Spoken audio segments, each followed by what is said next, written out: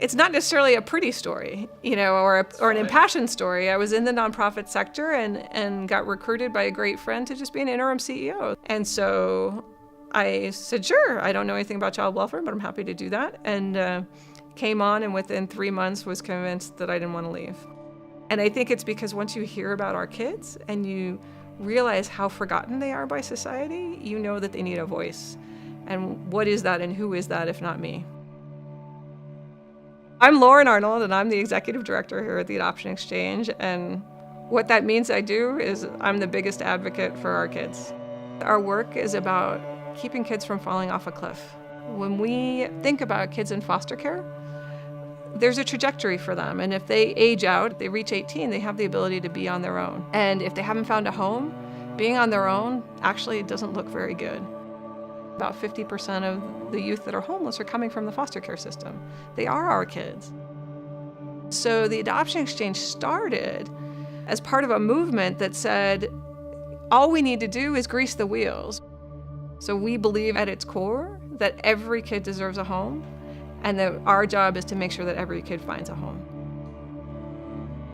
You can't see yourself in a place unless you see yourself there first. You don't feel a part of any organization unless you can recognize yourself and what's important to you as part of the fabric of that organization.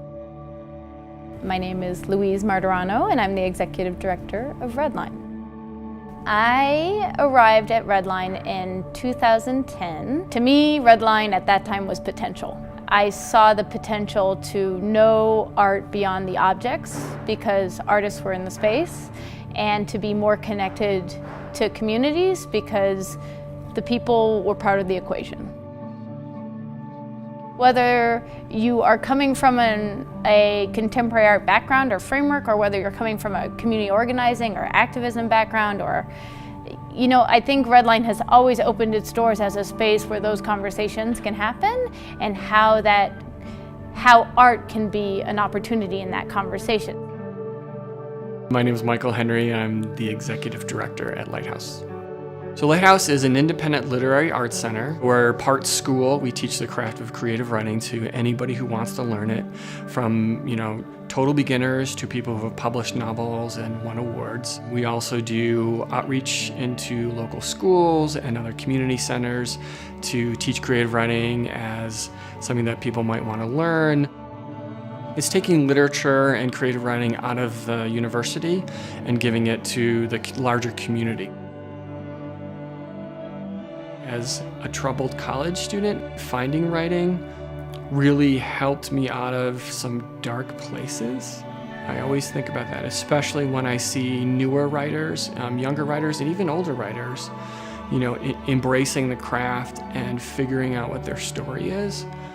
By exploring your story, by exploring creatively what that story is and engaging with language, you do gain control over it. And that has a profound effect on people. Writing. It's great to see. My name's Kim Easton, and I'm the CEO at Urban Peak. Urban Peak provides a whole convergence of program and services for youth who are experiencing homelessness. We essentially put the youth in the middle and wrap around all sorts of programmings to fill the gap, to support them, to help them change their trajectory of their life. We meet them where they are, and we give them what they need. We're the family that they don't have. We have people that come back and say, hey, I was at the bottom of the barrel, and my case manager said to me, you got this. Through healthy relationships, by demonstrating that they're worthy, that they're cared for, that they have a safe place to go, and that's when they start to heal. And that's when they start to recognize who they can be. And that's what healthy is. So my name is Nina Martinez. I'm the executive director at Streets Hope. Streets Hope is a safe house and a residential program for adult women who are escaping sex trafficking and the commercial sex industry. We realize that a lot of the women that we serve at Streets Hope have never had a home environment. They've never felt safe. They've never had a family structure. The women do wake up, they have coffee together, they go chit-chat on the porch in the morning, or they just connect with one another, they cook meals together. And so really it is a home for them to just be comfortable and to just process in. The greatest joy that I've had,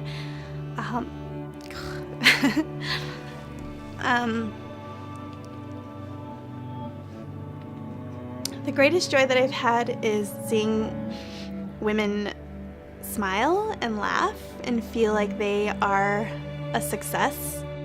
It's beautiful to see them make just daily choices for themselves and live a life of freedom.